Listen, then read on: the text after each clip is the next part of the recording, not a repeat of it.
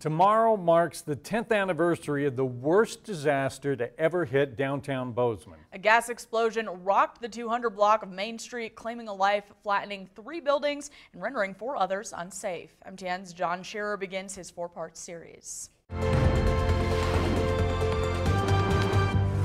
By 8:15 on Thursday morning, March 5th, 2009, downtown Bozeman looked like this.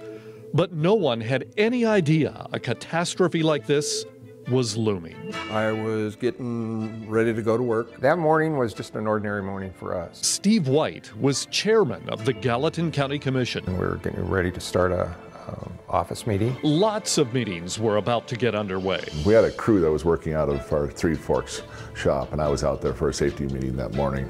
Driving into work, actually, with the city manager. Kids, like Chris Nauman's young son, were heading to school. Got him out the door and he was off walking to Irving. It was a day kids could love. It was a very snowy day that day. It affected everyone.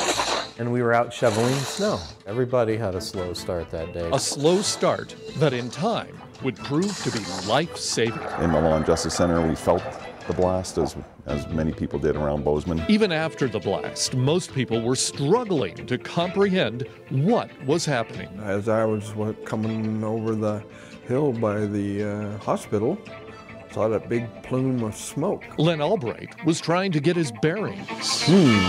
That looks like it might be downtown. Just west of the blast, Steve White had an incredibly unique vantage point. I just happened to be looking straight out the windows just at the time of the explosion. White didn't know what he was seeing. I thought maybe it was something with a propane tank at the new parking lot that they were building. Over at the fire station on 19th, Graver Johnson was also confused. It didn't come over our radios or our pagers. A fire captain downtown heard the blast and made a phone call. And said, hey, we have some type of blast. You want to start heading this way. Johnson and his crew were here on Main Street, heading to Bozeman's biggest disaster ever, with little information and no idea what was ahead.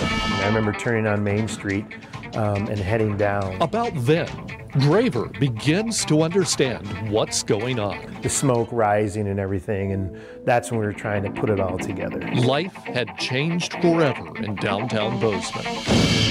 I'm John Shearer on Main Street for MTN News. Tomorrow we learn what people saw, heard, and experienced in the minutes and hours after that huge explosion ripped through the heart of Bozeman's downtown.